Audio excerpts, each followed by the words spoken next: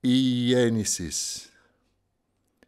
Στην αρχή το φως και η ώρα η πρώτη, που τα χείλη ακόμη στον πυλό δοκιμάζουν τα πράγματα του κόσμου.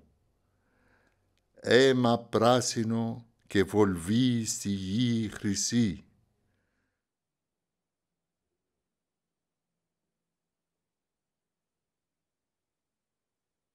الميلاد. في البدء كان الضوء، وفي الساعة الأولى حين كانت الشفتان لا تزالان فوق الصلصال.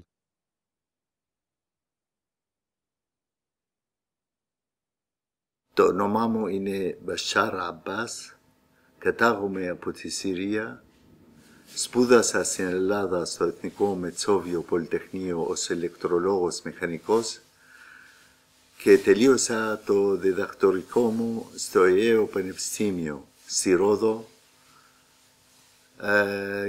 Επέστρεψα στη Συρία το 1980, όπου εκεί δημιούργησα οικογένεια και δούλεψα σε πολλά πεδία, αλλά κυριότερα στο Εθνικό Κέντρο Τεκμηρίωσης και Πληροφορικής.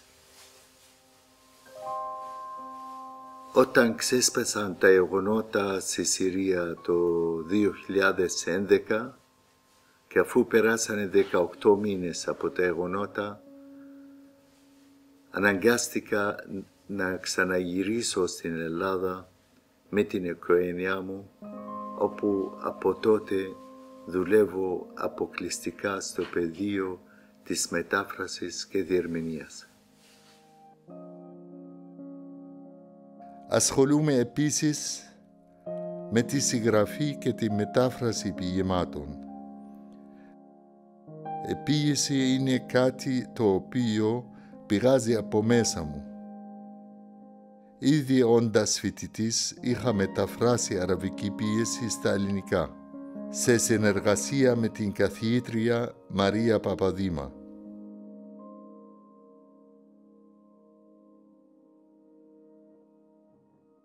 Ζω και εργάζομαι στη Μυτιλήνη από το Μάιο του 2014.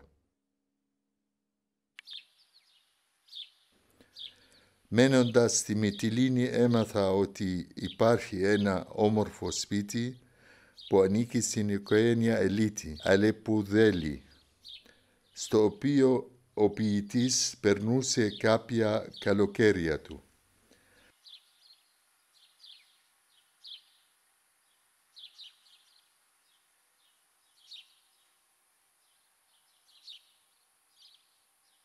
Κάθε μέρα ανακαλύπτω κάτι καινούριο σε αυτό το ωραίο τοπίο της Λέσβου που μας θυμίζει το μεγάλο ποιητή.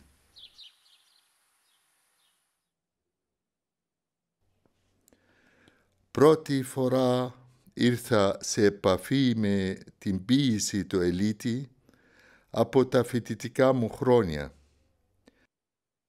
Για μένα το χαρακτηριστικό του Ελίτη είναι ότι αντιπροσωπεύει την συνείδηση του ελληνικού πολιτισμού. Είναι ένας ποιητής που αφιέρωσε τη ζωή του για να γράψει ένα μεγάλο έπος για τον ελληνικό λαό, για την ιστορία του, το πολιτισμό του, την καταπίεση, τις αξίες, για τα όνειρα, για όλες τις μεταβολές.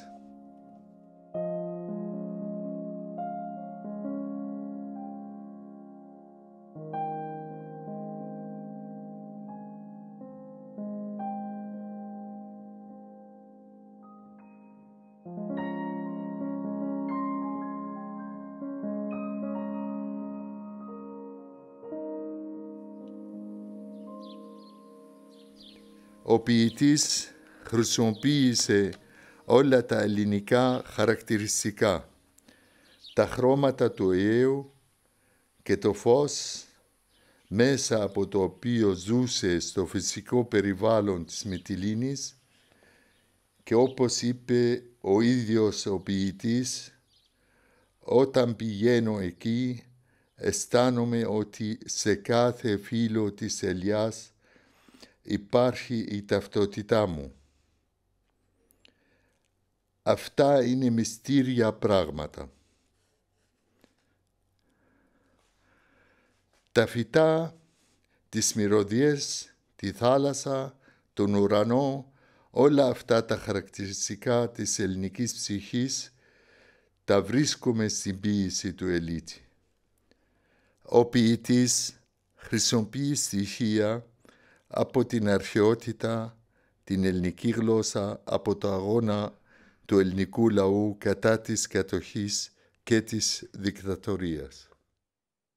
Ο Ελίτης δεν δημιουργεί απλά φυσικές εικόνες, αλλά έναν καινούριο κόσμο, στον οποίο ταξιδεύουμε μέσα από τις αισθήσεις, χρησιμοποιώντας το φως, τα χρώματα, τα φυτά, τις θεσμές και όλα αυτά που έχουν να κάνουν με την ελληνική ψυχή.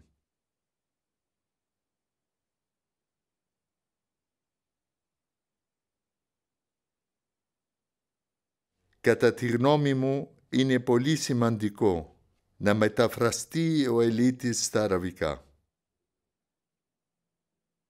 Αν και οι χώρες της Ανατολής, όπως για παράδειγμα η Συρία, διαφέρουν ίσως σε εικόνες και σκηνές καθημερινότητας σε σχέση με την Ελλάδα, η ποίηση του Ελίτη έχει κάτι το οικουμενικό και πανανθρώπινο. Μέσα από την ποίηση του Ελίτη, όλοι οι λαοί ξανακερδίζουμε την ελπίδα και την αισιοδοξία. Είναι στα χέρια μας το αύριο. Μπορούμε να ονειρευτούμε και να χτίσουμε το μέλλον μας ξανά.